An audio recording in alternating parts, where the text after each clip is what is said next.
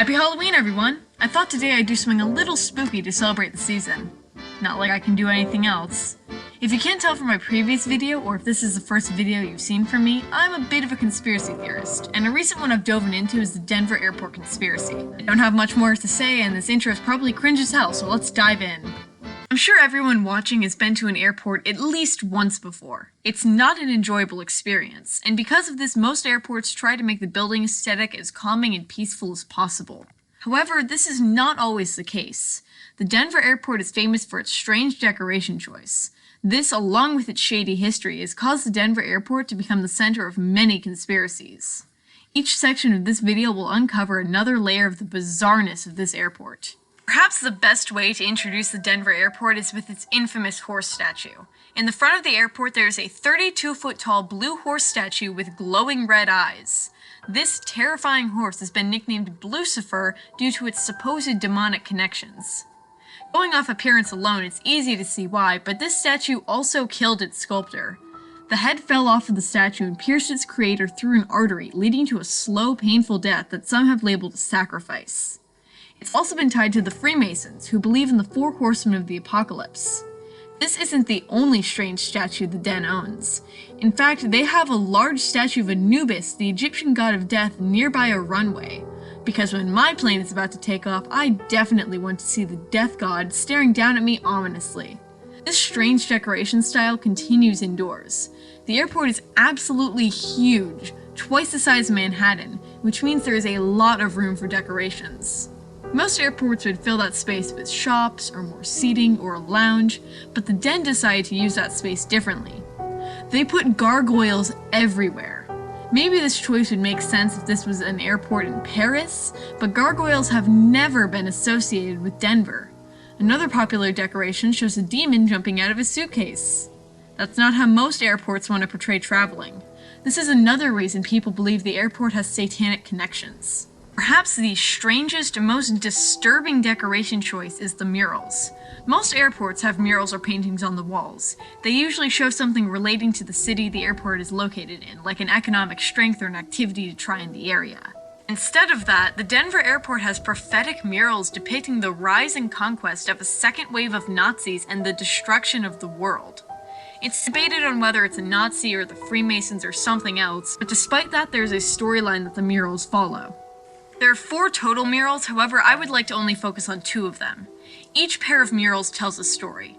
In this first mural, a Nazi-esque figure is standing in a threatening, attacking position with a gun and large sword. It should be noted that this sword looks identical to the ones found on Freemason fezzes. He's standing in ruins which babies are sleeping in. The border of the image is grieving mothers holding their dead children. This seems to go on infinitely. The babies don't show any wounds, alluding that whatever killed them was some type of biological warfare or famine or plague. This is a very bleak, depressing view of the future. It seems to suggest that some force, either the Freemasons, the Nazis, or both, are going to rise up and take over everything, which will lead to suffering and destruction. The Freemasons believe in the 4 horsemen of the apocalypse. These horsemen each represent a destructive force. There's conquest, war, famine, and death. We can see all of these ideas represented in the airport's vision of the future. The Freemasons believe that after this inevitable apocalypse, they will seize control and install the New World Order. You see what I mean about these murals acting like a prophecy? The second mural seems much happier. There are children representing different countries gathered together with peace written on a banner behind them. Each pair of children are 2 warring countries getting along. They have weapons bundled together in their country's flag and seem to be giving them up. It seems like a typical world peace mural until you look at what they're gathered around. A child, who represents Germany, is sharpening the Freemason blade while the rest of the world surrenders their military and strength to him. This prediction of the future lines up with what many call the New World Order. A submission to the Freemasons is the only thing that can stop suffering and cause peace. And it's not like I'm pulling the Freemasons out of nowhere like an Illuminati confirmed video. It's undeniable that the Freemasons have direct ties to the airport once you look at its history. At this point you may be asking, what are the Freemasons? They're a secret society with unclear motives. It's said that they want to subtly control the world, acting like a puppet master until it's time to take full control and enforce the New World Order. They have clearly labeled temples and lodges, but are very secretive about their plans and how they will carry them out. Most lower levels tend to function as more of a workers' union, but the higher you go, the more secretive they become. Whatever secrets they're guarding, they have killed and disappeared people for. In the Denver airport, there's a capstone that marks a time capsule. This capstone has the logo of the Freemasons clearly carved into the center. At the bottom, the New World Airport Commission is listed. I've looked, the New World Airport Commission has never been seen anywhere else. They've never worked on any project or been associated with anything other than the Denver airport. They were only created for this specific project.